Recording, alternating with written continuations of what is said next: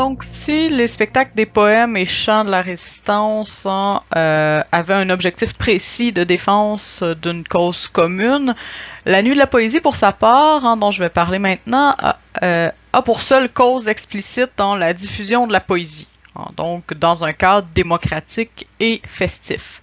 Or, on va le voir, une bonne partie des textes lus, chantés, déclamés ou mis en scène dans le film de Jean-Claude Labrec et Jean-Pierre Masse relèvent d'une forme d'art engagée dans la revendication d'une identité québécoise. C'est donc la tendance dominante qui va être exacerbée par le film sur l'événement, donc qui va être mise en évidence, mais qui fera toutefois l'objet d'une polémique au sein même de la nuit, on le verra. Donc, qualifié de Woodstock de la poésie, d'apothéose de l'âge de la parole, de lieu de mémoire ou de moment mythique de l'histoire culturelle du Québec, la Nuit de la Poésie 70 est un événement donc qui a réuni une soixantaine d'artistes qui se sont succédés sur scène de 20h le 27 mars 1970 à 5h du matin le lendemain. Donc toute la nuit. Il y a plus de 4000 personnes qui se sont présentées au Théâtre Jésus pour assister à l'événement alors qu'on en attendait à peine 200. Donc on voit l'ampleur que ça a pris à la grande surprise des organisateurs.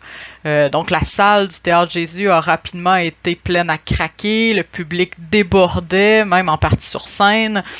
Et des gens se sont vus refuser l'entrée, ont dû rebrousser chemin ou suivre les prestations sur des écrans qui ont été installés à l'extérieur du théâtre. Donc, si vous voulez avoir une idée de la quantité de personnes qui se sont présentées, vous pouvez jeter un œil juste au tout début du documentaire Chronique de la Nuit de la Poésie 70 que j'ai déposé sur Studium. On voit la longue file devant le Jésus et c'est assez impressionnant.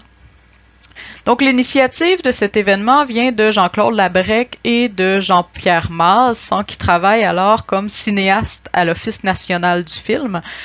Or, à la fin de l'année fiscale, il restait des fonds, donc de l'argent qu'il fallait passer si on ne voulait pas perdre cet argent-là à la fin de l'année.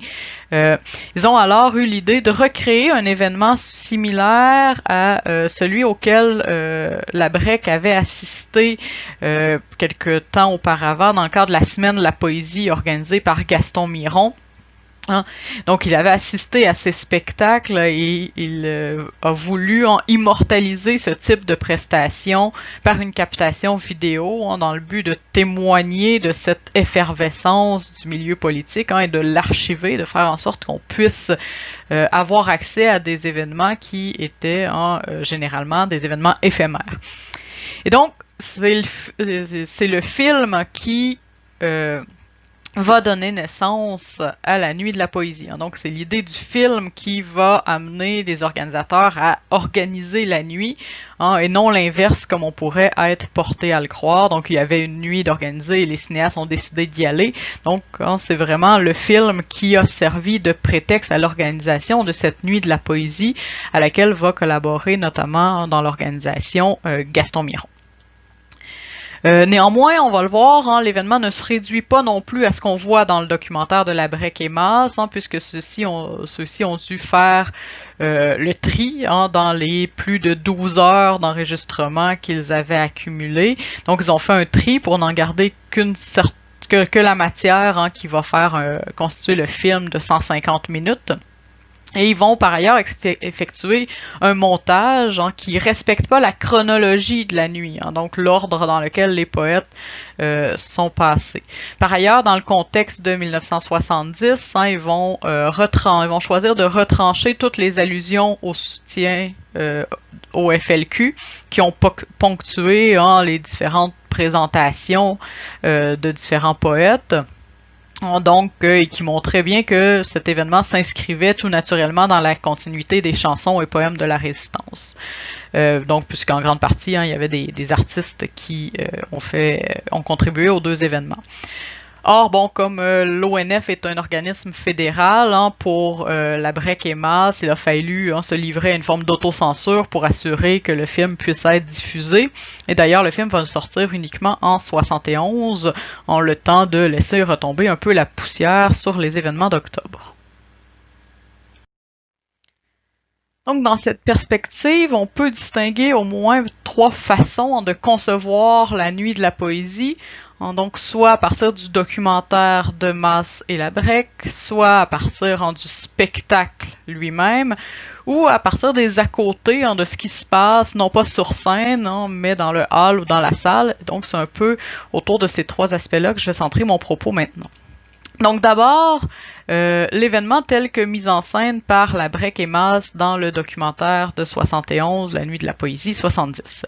Donc, comme le soutient Olivier A. Savoie dans son mémoire de maîtrise qui a été à l'origine de l'exposition à la Bibliothèque des lettres et sciences humaines en février, exposition que je vous avais invité à aller voir. Donc, comme le souligne Olivier A. Savoie, aujourd'hui, la nuit dont on se souvient, ce n'est pas le spectacle, c'est la nuit construite par le film qu'on en a tiré, ce feu roulant de moments marquants. Donc, le film est donc le résultat, comme je viens de le mentionner, d'un tri important et d'un raménagement de la chronologie qui donne un sentiment d'unité au spectacle. Donc, premier élément, donc du point de vue de la sélection, seuls 23 performances ont été retenues au montage final sur la soixantaine de lectures qui ont eu lieu ou d'interprétations qui ont eu lieu pendant la soirée. Ont surtout été retenus les poètes engagés, ce qui nous donne l'impression d'une certaine unité esthétique ou à tout le moins d'une conception commune de la poésie au cours de la nuit. Donc ce qui semble avoir servi de fil conducteur au film, c'est le mot d'ordre de la liberté ou de l'émancipation. Si bien qu'on rattache souvent la nuit de la poésie 70 à une grande fête de la poésie nationale engagée, dans un esprit qui correspond plutôt à celui des années 60. Or, on le verra, donc c'est peut-être plus ou moins représentatif. Et donc, dans cette perspective, c'est intéressant de voir dans quel ordre les présentations ont été montées. Donc, le fait que, par exemple, les performances de l'Infonie et de Raoul Duguay, qui vous disait « Allô » au début de cette capsule, donc, groupe qui appartient plutôt à une esthétique de la contre-culture, beaucoup moins à une esthétique de la poésie engagée. Le fait que leurs performances soient situées au début et à la fin du documentaire, ça les fait un peu apparaître comme des animateurs de foule, des amuseurs de foule qui divertissent le public, mais qui font pas vraiment partie du spectacle. Ils sont là pour réchauffer le public au début, amener vers la fin comme un épilogue. Donc, dans le film, ils sont un peu relégués comme ça aux 2 extrêmes, alors que leur prestation s'est déroulée pendant la nuit, à peu près au milieu. Mais on pourrait aussi voir cette présence de Duguay et de l'Infonie comme celui qui pose les bases d'une communion souhaitée parmi les poètes, et aussi avec la salle, puisque Raoul Duguay scande à plusieurs reprises dans son introduction des phrases ou des vers tels que que tout le monde soit poète, ou des milliers de poètes s'avançaient dans la nuit, ou encore que tout un chacun soit toutes et tous tout un chacun, que tout le monde parle la même langue. Et donc, même si lui-même n'appartient pas à ceux qu'on pourrait qualifier de poètes engagés ou dans la cause nationale, cette espèce d'appel à l'unité des poètes et à l'unité d'une même langue tend à donner à croire qu'il y a une véritable unité, une cohérence parmi les poètes réunis dans la nuit de la poésie. On pourrait donner aussi une autre interprétation de la place initiale accordée à Raoul Duguay par Labrec et Mas. C'est-à-dire que elle semble avoir une logique si on place la performance de Duguay en lien avec celle des 2 autres poètes qui vont être appelés à la barre après lui. Donc, les cinéastes font en effet suivre donc les vocalises et les onomatopées de Raoul Duguay. Du panneau réclame de Michel Lalonde, le panneau réclame de Michel Lalonde qui est un poème polyphonique qu'elle lit en compagnie de Michel Rossignol et de Michel Garneau, et donc les 3 voix s'entrecoupent, se juxtaposent, créent des effets d'écho et de canon dans ce panneau réclame. Puis après vient les poèmes de poésie pure de Gauvreau, de Claude Gauvreau, dont j'ai parlé au cours sur les automatistes. Et donc une poésie qui repose beaucoup sur la sonorité des mots, voire des syllabes, qui est une poésie qui met le son en avant-plan au lieu du sens. Et donc, la succession de ces trois performances dans le film, au début du film, semble donc poser d'emblée l'importance de la dimension orale de la poésie dans le spectacle, dimension que j'évoquais au départ. Autre élément intéressant dans la construction du film de Mars et Labrec, le fait que le film culmine sur le Speak White de Michel Lalonde, donc juste avant le retour de l'infonie qui sert de finale. Donc le fait que le Speak White, c'est un peu le point culminant du film, que tout cherche à nous mener là, n'est pas anodin. Il s'agit somme toute d'imprimer ce texte dans l'esprit de l'auditeur du film, du spectateur, comme s'il s'agissait de l'ultime l'incarnation de la poésie québécoise, de ce qu'on voudrait que le public se rappelle. Donc la grande force du film de Labrec et Mars est qu'il arrive à donner une vision unifiée d'un événement qui, de prime abord, est décousu. Le film arrive à en tirer un fil narratif puissant autour de cette idée de libération collective du peuple québécois. Or, autant l'événement était décousu dans sa forme, autant les poètes, comme on va le voir maintenant, et les interprètes représentent des positions esthétiques disparates et des postures distinctes si on s'intéresse à l'événement réel. Donc, comme je l'ai mentionné, le spectacle regroupe une soixantaine de poètes et d'auteurs-compositeurs que Jean-Claude Labrec classe en 4 grandes catégories dans le projet qu'il soumet à l'Office national du film, donc pour son film. Je cite ce document qui était affiché dans l'exposition qui a eu lieu à la BLSH. Donc on peut classifier en 4 groupes les poètes qui participeront à cette nuit de la poésie. D'abord les showman comme Raoul Duguay, mais on pourrait aussi ajouter Claude Péloquin ou encore Paul Chamberlain avec son habillement vert avec un gros cœur rose. Donc c'est principalement les poètes qui appartiennent au courant de la contre-culture sur lequel je reviendrai dans la prochaine capsule. Deuxième catégorie, les poètes chansonniers, Gilbert Langevin, mais aussi Georges Dard, Raymond Lévesque, Pauline Julien, qui offrent une dimension peut-être plus populaire à la poésie. Troisième groupe, les écoles, c'est-à-dire les gens qui appartiennent à des groupes spécifiques ou des gens qui se regroupent autour de revues ou de maisons d'édition comme La Barre du Jour, à laquelle on peut associer une poète comme Nicole Brossard, comme Passe-Partout, qui est un groupe que je connais pas, mais on pourrait aussi penser à l'Hexagone, puisqu'il y a des poètes comme Gaston Miron, Jean-Guy Pilon ou Gérald Godin qui participent à cette nuit de la poésie et qui se regroupent autour de l'Hexagone. Et enfin, quatrième catégorie, les solitaires, dont Claude Gauvreau, ou encore Denis Vanier, qui appartient lui aussi à la contre-culture, mais que je classerai pas ici dans les showman, disons. Donc on le voit, même si dans le film, il choisit de se restreindre à certains poètes, quitte à ne pas être représentatif de la diversité des tendances, Labrec était conscient, quand il a soumis son projet à l'ONF, que l'événement allait regrouper des poètes de diverses tendances. Donc on retrouve à la fois des poètes formalistes, ceux de La Barre du Jour, autant que des poètes éclatés appartenant à la contre-culture ou que des poètes engagés comme ceux de l'Hexagone qui flirtent souvent avec les poètes chansonniers qui proposent des textes à messages souvent indépendantistes. La scène est donc plus diversifiée qu'il n'y paraît dans le film. Il y a même carrément un poète dissident dans le spectacle, la personne de Michel Van Chandel, qui va lire sur scène une espèce de manifeste dans lequel il critique carrément l'événement. Il s'en prend notamment au nationalisme diffus des poètes engagés ou au mysticisme ou à la mystique néo-religieuse des poètes contre-culturels. Et donc Van Chandel va même jusqu'à s'en prendre aux membres du public en disant qu'ils offrent une réponse quasi pavlovienne à tout texte qui brandit les mots de liberté ou de révolution, donc que le public fait pas preuve d'un esprit critique pour évaluer la qualité réelle de la poésie qui est présentée sur scène. Et donc, on le voit quand on s'intéresse plus largement au spectacle, celui-ci offre quelque chose de beaucoup plus décousu que le film.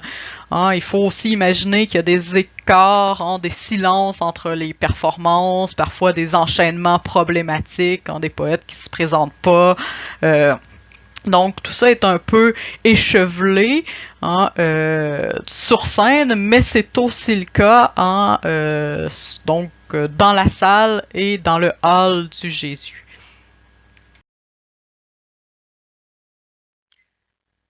En effet, un regard sur ce qu'on pourrait appeler les à-côtés de la nuit,